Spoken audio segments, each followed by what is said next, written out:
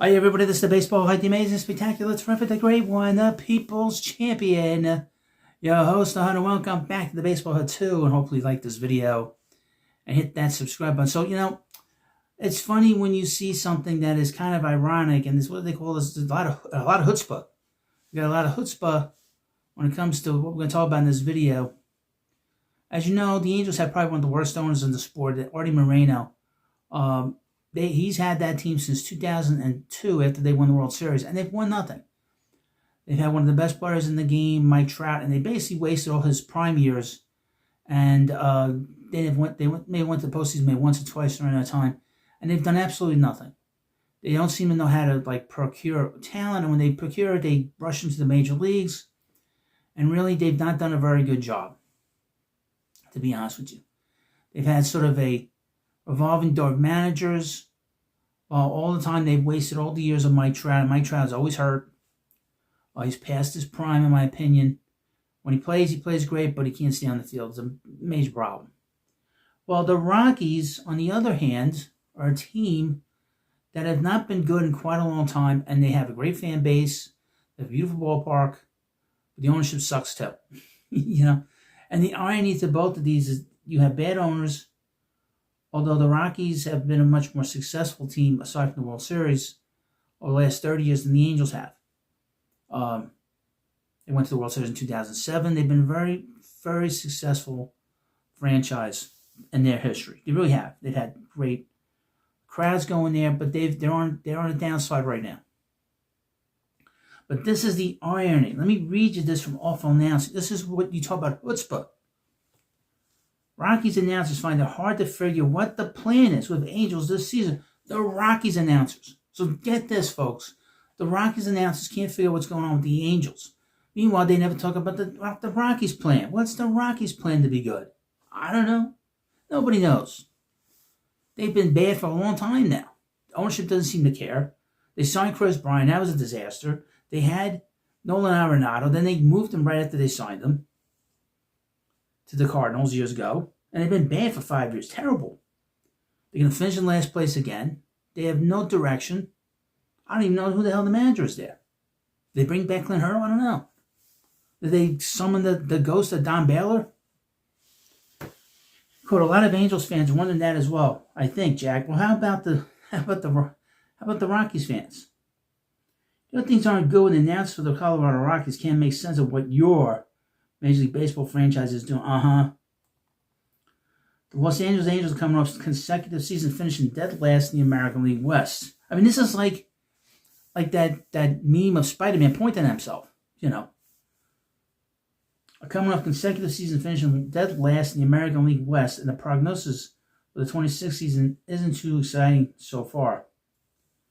As SI writer Jeff Joyner recently put it, the Angels are a long way away from having that depth. While the quality of the Angels' versatility is in doubt, the quantity is evident. Okay.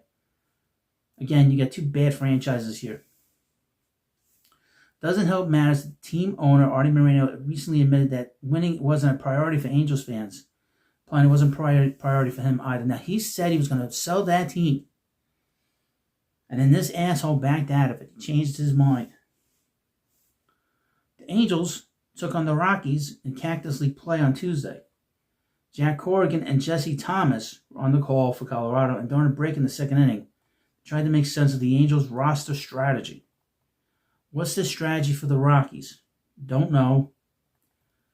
I think they're afraid to say anything. A ball to Jameer Candelario, another minor league veteran signee, said Corrigan. We had a stretch right here in a row of the three guys. Jose Siri, which we were aware of here with the Mets. It's terrible. He can't hit. Chris Taylor, and now Candelario. All guys with big league resumes who have been brought into camp. You figure a couple of them have a chance to make this roster as a team. The Angels right now, that it's hard to figure what the plan is. I can't name one Colorado Rocky player.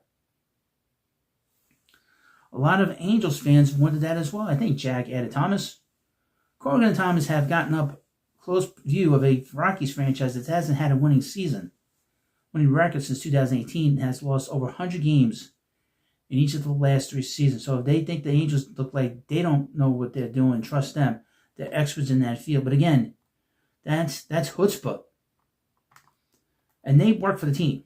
Okay? They have to sort of, so they, I mean, and then meanwhile, they're not saying anything about what's going on here with Colorado. They have a great fan base.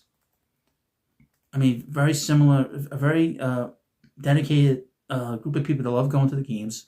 They have a beautiful ballpark. You know, they've loved the team since 1992 and what's going on there. Then you have the Angels they have a great fan base too. It's not nearly as ravenous as the Dodgers fan base. They haven't been there nearly as long. They haven't won nearly as much. But they have a great tradition there of great players there. So you have two bad ownerships with no direction. They don't care about winning. Either team cares about winning. They don't. They don't want to spend the money, and when they spend the money, they spend it poorly. And this is what you get. And then meanwhile, you got these two assholes in the booth saying, "You know what's going on with the Angels." Now I understand that Kevin Pillar, the former Major League with the Angels, the Mets, the Braves, the Blue Jays, he's also going after Arte Moreno. That's why a little similar to Kevin Pillar. You know, and that's the one thing about these former players that are getting involved now in these podcasts and stuff, as an aside, is that they're all saying outrageous things to get people to pay attention to them. They have no talent, and they want people to pay attention to them. They start airing their grievances.